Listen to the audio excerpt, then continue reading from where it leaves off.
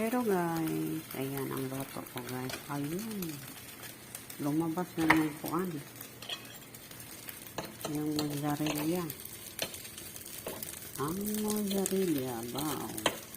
Siya ay lumabas na. Na-over na siya.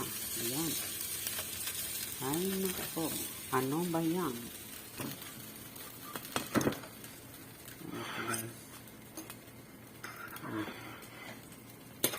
At nagkawatak-wasak ang mozzarella.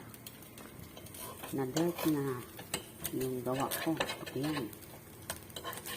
Kailangan i-remove yan. Para hindi masira ang bakit. I-operate ko. Ayan siya guys.